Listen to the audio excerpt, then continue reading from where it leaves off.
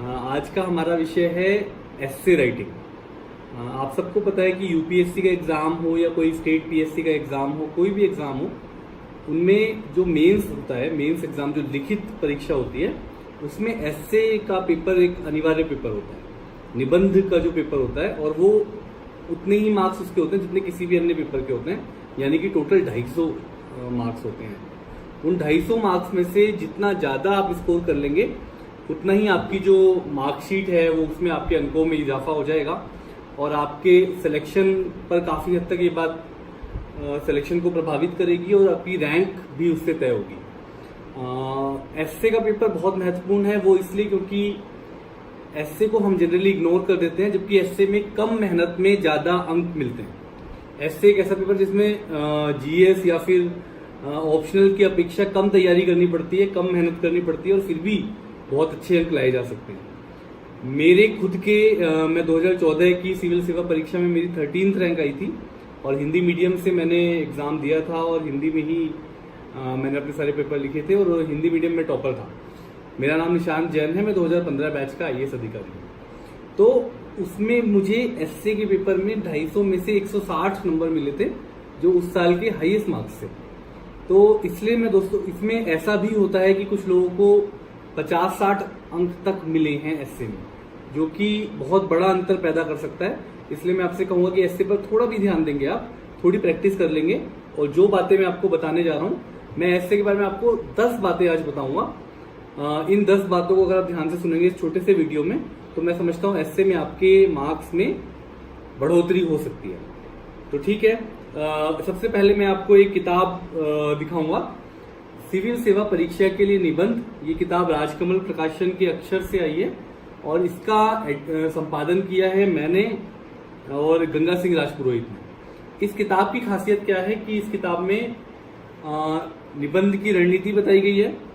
इसके अलावा ऐसे सिलेक्टेड लोग जो जिन्होंने जो निबंध लिखे थे, ऐसे 101 निबंध इस किताब में हैं।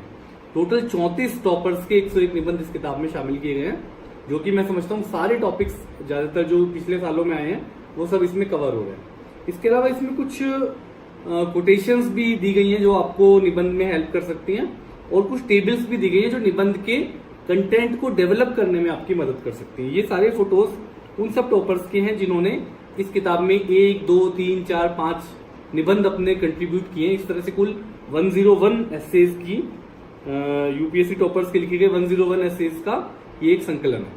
तो इस किताब में के आधार पर और अपने खुद के अनुभव के आधार पर मैं आपको 10 पॉइंट्स बताता हूं। इन 10 पॉइंट्स का आप अनुसरण करेंगे तो आप एस्से में अपने मार्क्स को बढ़ा सकते हैं। पहला सवाल है हम सबका होता है जो कि एस्से का टॉपिक कैसे चुने। सबसे पहले दोस्तों ध्यान दें कि एस्से में अब दो एस्से आपको लिखने होते हैं यूपीएससी में, जिसमें से एक सोशियो इकोनॉमिक टाइप का टॉपिक होता है और एक फिलोसॉफिकल टाइप का या कोई कोटेशन टाइप या अमूर्त किस्म का निबंध होता है। तो इन दोनों निबंधों, 2 निबंध आपको चुनने होते हैं। जहां तक टॉपिक चुनने की बात है, तो मैं आपको सलाह दूंगा कि आप ऐसा टॉपिक चुने जिसमें आपकी थोड़ी फैमिलियरिटी हो, आप उस टॉपिक से थोड़ा जुड़ाव महसूस करते हैं। उस टॉपिक पर आपके पास कोई कंटेंट हो, आपने हाल फिलहाल में कहीं वो पढ़ा हो, या आपने कहीं अपने ग्रेजुएशन में उसको पढ़ा हो, या आपने कहीं उस पर आर्टिकल पढ़े हो, या आपने उस टॉपिक की में आपका इंटरेस्ट हो, आपकी रुचि हो।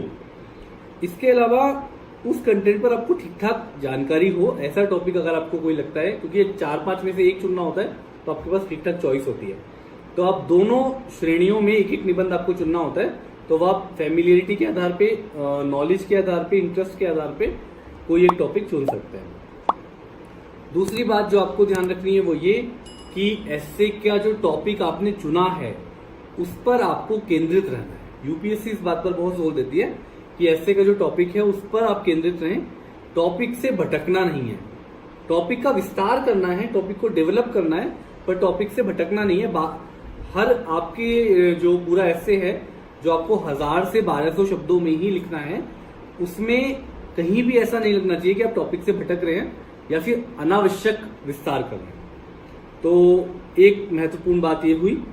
तीसरी बात कि एस्से को किस तरह से लिखें, क्योंकि जब हम 10th में 12th में होते थे या 6, 7, 8 क्लास में होते थे तो हम जो ऐसे लिखते थे उसको हेडिंग में लिखते थे, हेडिंग फिर उसके बारे में लिखते थे, हेडिंग फिर उसके बारे में लिखते थे।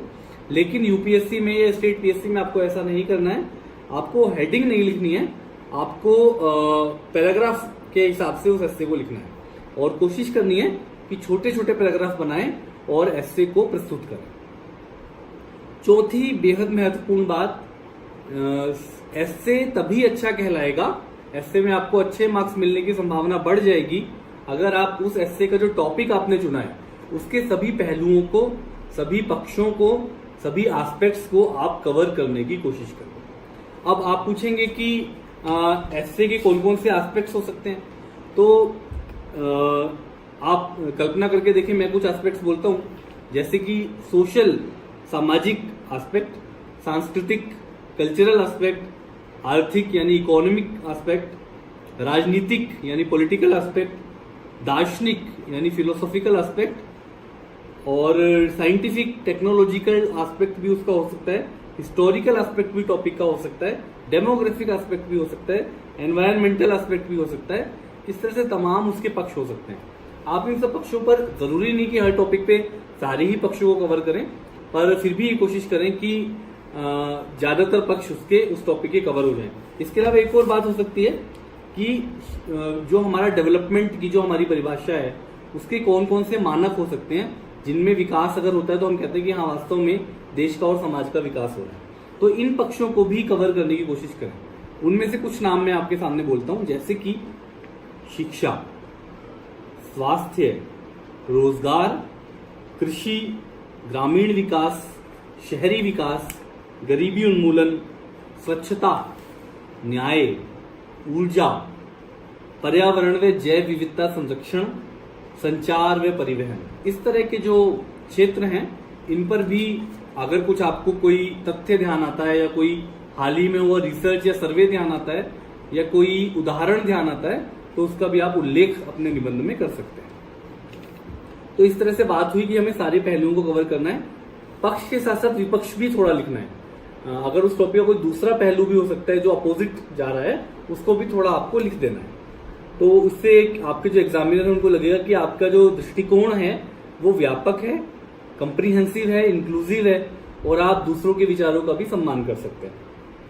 एक और पांचवी बात बहुत महत्वपूर्ण है जो एस्से के बारे में, एस्से में एक फ्लो होना चाहिए, प्रवाह होना चाहिए। हमेशा सब लोग कहते हैं कि एस्से वही अच्छा होता है जिसमें फ्लो हो। ये फ्लो कैसे आए? जब आप एस्से को लिखते हैं तो लेखन शैली का ये खासियत हो सकती है, होनी चाहिए कि एक पैराग्राफ जब आप लिखते हैं उसके बाद जब दूसरा पैराग्राफ शुरू करते हैं तो उसके बीच में कनेक्शन होना चाहिए। ये तो तय है कि जब नया पैराग्राफ लिखेंगे तो कोई नई बात ही लिखेंगे, पर फिर भी उनमें एक तारतम्य झलकना चाहिए जो पूरे टॉपिक के विस्तार के समय शुरू से लेकर एंड तक 1000 या 1200 शब्द जो भी आप लिखने वाले हैं उसमें वो दिखना चाहिए। एक और बात, छठी महत्वपूर्ण बात आज के इस विषय पर, कि एस्से के दौरान बहुत एक्सट्रीम व्यू लेने की जरूरत नहीं होती है। आप बैलेंस व्यू लीजिए और दूसरों के विचारों का सम्मान करते हुए व्यू लीजिए और अलग अलग तरह के विचारों के आधार पर एस्से में अलग अलग तरह के मत भी देने की कोशिश कीजिए। इस तरह से अगर आप एस्से को लिखेंगे तो आपका एक मैच्योरिटी आपकी दिखाई देगी। 7वां सवाल हम लोग जो पूछते हैं अक्सर जब एस्से की बात करते हैं कि इंट्रोडक्शन कैसे लिखें, कंक्लूजन कैसे लिखें और अपनी आउटलाइन कैसे बनाएं जिससे कि एस्से को लिखते समय हम भटक ना जाएं। तो सबसे पहले बात करते हैं रूपरेखा की यानी आउटलाइन की। जब आपके सामने एस्से का पेपर आता है क्लासरूम में, सबसे पहले आप उस पेपर को पढ़िए। पढ़ करके सबसे पहले दोनों सेगमेंट से एक एक एस्से चुन लीजिए। चुनने के बाद पहले वाला खंड आप जो भी करना चाहते हैं पहले उसकी रूपरेखा कॉपी के आखिर में रफ में बना लीजिए। रूपरेखा में हेडिंग्स लिख सकते हैं जो कि एस्से में नहीं लिखनी है, केवल आप रफ में जो रूपरेखा बनाना है उसमें हेडिंग्स लिख रहे हैं। क्या क्या पक्ष हो सकते हैं वो लिख लीजिए। कोई कोटेशन ध्यान आ रही है, कोई फैक्ट ध्यान आ रहा है, किसी बड़े विद्वान की कोई बात ध्यान आ रही है, वो आप वहां पे लिख लीजिए। और ये काम सिर्फ 5-7 मिनट ही करना है बस। इसके बाद आपको सीधे एस्से लिखना शुरू कर देना है। एस्से में लिखना शुरू कैसे करें ये एक सवाल होता है। इंट्रोडक्शन कैसे लिखें, तो इस पे मैं कहूंगा इंट्रोडक्शन लिखने के कई तरीके होते हैं दोस्तों। सब लोग अपना अपना तरीका आजमाते हैं। पर मैं समझता हूँ 3-4 तरीकों से इंट्रोडक्शन लिखा जा सकता है। एक तो आप किसी कोटेशन से इंट्रोडक्शन लिखें, या किसी विद्वान के किसी कथन से लिखें, किसी कविता से लिखें, किसी छोटी कहानी से लिखें, किसी अपनी लाइफ के छोटे एग्जाम्पल से लिखें, या किसी एक और तरीका हो सकता है इन सबके अलावा कि कोई भी जो टॉपिक होता है उसका कोई हिस्टोरिकल बैकग्राउंड होता है, कोई पृष्ठभूमि होती है, तो उस पृष्ठभूमि से आप उस एस्से की शुरुआत कर सकते हैं। तो ये तरीके थे इंट्रोडक्शन लिखने के। और कंक्लूजन कैसे लिखें वो भी मैं आपको बताता हूँ। कंक्लूजन सबसे अच्छा वो होता है जिसमें आपका जो पूरा निबंध था 1000 शब्दों का, 1200 शब्दों का, उसका आपने एक निचोड़, एक समरी आपने कंक्लूजन में दी। और अगर आपको लगता है कि इसका ये पक्ष ज्यादा मजबूत था तो आपने वो पक्ष भी कंक्लूजन में लिख दिया। इस तरह से निचोड़ लिखने की कोशिश करिए एस्से के कंक्लूजन में। कंक्लूजन बहुत बड़ा नहीं होना चाहिए, 1 या 1.5 पैराग्राफ का कंक्लूजन होना चाहिए। 8वां सवाल सब लोग पूछते हैं कि कोटेशंस कितनी लिखनी चाहिए या नहीं लिखनी चाहिए, और लिखनी चाहिए तो कितनी। कथन, उद्धरण, पंक्तियां, ये सब जो काफी लोग लिखना पसंद करते हैं, इनको कितना लिखना चाहिए। तो मैं कहूंगा कि टॉपिक के रेलेवेंस जो रखते हैं ऐसे कोट्स जरूर लिखने चाहिए। लेकिन केवल कोट्स लिखने के लिए कोट्स लिखना अच्छी बात नहीं है। उससे ये लगेगा कि आप इरेलीवेंट कोट्स भी अगर लिखेंगे तो वो एग्जामिनर पे अच्छा प्रभाव नहीं डालेगा। कोट्स कई तरह की हो सकती हैं। कविता के रूप में भी कोट होती है, गद्य यानी किसी कथन के रूप में भी, किसी गांधी का, नेहरू का, टैगोर, अंबेडकर, विवेकानंद, इन्होंने किसी ने कुछ कहा है, या किसी प्लेटो, अरस्तु, सुकरात ने कुछ कहा है, किसी वर्तमान के अमर्त्य सेन ने कुछ कहा है, उन सबको भी आप इसमें लिख सकते हैं। इससे क्या होता है कि जो आप बात लिख रहे हैं उसकी पुष्टि हो जाती है और मजबूती से आप अपनी बात को तर्क के साथ रख पाते हैं। तो इसलिए कोटेशंस का यथासंभव प्रयोग कीजिए, बहुत ज्यादा प्रयोग नहीं करना है। 9वां सवाल वर्ड लिमिट और टाइम लिमिट को लेकर है। वर्ड लिमिट आपको पता है 1000 से 1200 शब्द, उसका अतिक्रमण बिल्कुल नहीं करना है। 1000 या अधिकतम 1200 शब्दों का एक निबंध आपको लिखना है। और टाइम लिमिट भी 3 घंटे का पेपर होता है, 1.5 घंटे आप दोनों निबंधों में बांट लीजिए। और शुरू के 5-7 मिनट दोनों में आप रूपरेखा बनाइए और बाकी फिर आप दोनों निबंध लिखिए। पहला निबंध के लिए 5 मिनट फालतू ले सकते हैं, पर 5 मिनट से ज्यादा, 1.5 घंटे से 5 मिनट फालतू ले सकते हैं, उससे ज्यादा बिल्कुल मत लीजिएगा। और 10वां व सबसे महत्वपूर्ण सवाल, ये तो हुई बात निबंध कैसे लिखें, पर निबंध की तैयारी कैसे करें। निबंध का जो पेपर है उसकी तैयारी कैसे करें, क्या कोई कोचिंग ज्वाइन करें, क्या कोई टेस्ट सीरीज ज्वाइन करें, या फिर क्या करें। तो उसका जवाब मैं आपको दूंगा। मैंने कोई कोचिंग निबंध के लिए नहीं की थी और जनरली मैं सलाह भी नहीं दूंगा कि निबंध की कोई कोचिंग करें। निबंध के लिए तो आप इस किताब को अच्छे से पढ़ लें। पूरी किताब में 101 निबंध है, इनको पढ़ लीजिए। रणनीति दी गई है, स्ट्रैटेजी दी गई है, तालिकाएं, टेबल्स दी गई हैं, कोटेशंस दी गई हैं, उन सबको अच्छे से आप पढ़ लीजिए। एक तो ये हुई बात। दूसरी, आपको हर 15 दिन में एक एस्से का अभ्यास करना है। अगर आप हर 15 दिन में एक एस्से लिखेंगे तो 1 साल में आप हर महीने 2 निबंधों के हिसाब से 24 निबंध लिख सकते हैं। अगर आपने 24 निबंधों का अभ्यास कर लिया तो उसके बाद आपको फिर और अभ्यास की आवश्यकता नहीं पड़ेगी। अगर आप और भी बेहतर करना चाहते हैं तो कोई एक निबंध की टेस्ट सीरीज आप ज्वाइन कर लीजिए और उससे आपको पता चल पाएगा कि आपके एस्से, क्योंकि वो चेक कर लेंगे आपके एस्से, तो उससे आपको पता चलेगा कि आपके एस्से में कहाँ कमी है और कहाँ आप उसको और बेहतर बना सकते हैं। तो इस तरह से 10 बातें मैं एक बार फिर से ब्रीफ में उनको रिपीट कर देता हूँ। निबंध का टॉपिक कैसे चुने, फैमिलियरिटी के हिसाब से चुने, आपको ज्यादा जानकारी है उसको चुने, आप जिसमें कंटेंट एग्जाम्पल ज्यादा है उसको चुने, विषय पर केंद्रित रहें, टॉपिक पर फोकस करें, भटकना नहीं है, पैराग्राफ में लिखना है, हेडिंग में नहीं लिखना है, सभी पहलुओं को कवर करना है, सभी एस्पेक्ट्स को कवर करना है, डेवलपमेंट के जो एस्पेक्ट हो सकते हैं उन सबको कवर करना है। फ्लो होना बहुत जरूरी है एस्से में, बैलेंस व्यू रखना है, बहुत ज्यादा एक्सट्रीम व्यू नहीं लेना है। इंट्रोडक्शन कैसे लिखना है मैंने आपको बताया, कंक्लूजन कैसे लिखना है, आउटलाइन कैसे बनानी है, कोटेशंस का प्रयोग कितना करना है कितना नहीं करना है, किस किस तरह की कोटेशंस होती है वो मैंने आपको बताया। वर्ड लिमिट और टाइम लिमिट को फॉलो करना है, उससे आगे नहीं जाना है। और तैयारी कैसे करनी है उसके 2 तरीके हैं, प्रैक्टिस करिए और दूसरा उदाहरण के रूप में इस किताब का पूरा अच्छे से अध्ययन कर लीजिए। तो मैं समझता हूँ कम मेहनत में आप ज्यादा अंक ला सकते हैं और ऐसे में अच्छे अंक ला करके आप अपनी मार्कशीट को अच्छे से इम्प्रूव कर सकते हैं और अच्छी रैंक और सिलेक्शन प्राप्त कर सकते हैं। तो मैं इस प्लेटफॉर्म के माध्यम से आप सबको शुभकामनाएं देता हूं और आपको सलाह देता हूं कि अपने समय का सदुपयोग करते हुए अधिक से अधिक अभ्यास करें।